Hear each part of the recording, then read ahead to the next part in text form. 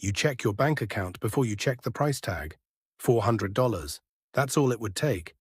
A blown tire, a cracked phone screen, a trip to urgent care.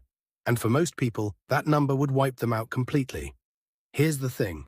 Everyone assumes this is about income. It isn't. The real answer is far stranger.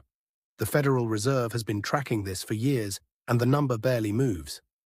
A large share of American adults say they couldn't cover a $400 emergency without borrowing or selling something. And here's what surprises people every time. Plenty of these are people earning six figures. So what's actually going on? Researchers Sendhil Mullainathan and Eldar Shafir spent years studying this exact question, and their answer wasn't about math, it was about bandwidth.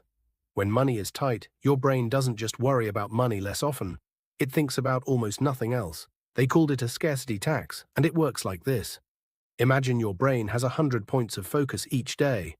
Now imagine 40 of those points are permanently locked on rent, groceries, and whether your card will decline at checkout.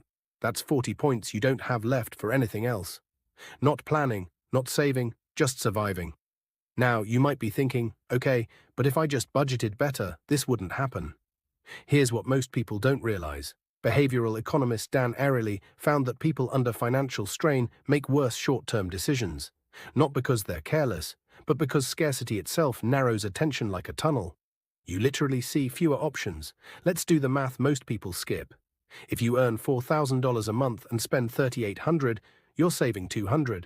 That sounds fine, except one dental bill, one late fee, one slow month, and that $200 cushion is gone before it exists. There's no gap. There's no buffer. That's the tunnel. This is where it gets really interesting. The fix researchers point to isn't a bigger paycheck. It's a small, automatic buffer. Even $50 a month moved somewhere you can't easily touch it. Not because $50 solves an emergency, but because it interrupts the tunnel. It gives your brain one less thing pulling at its attention. So try this today.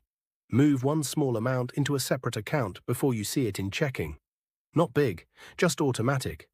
Because the real emergency was never the $400. It was never having room to think past it in the first place. So tell me, where's your buffer right now?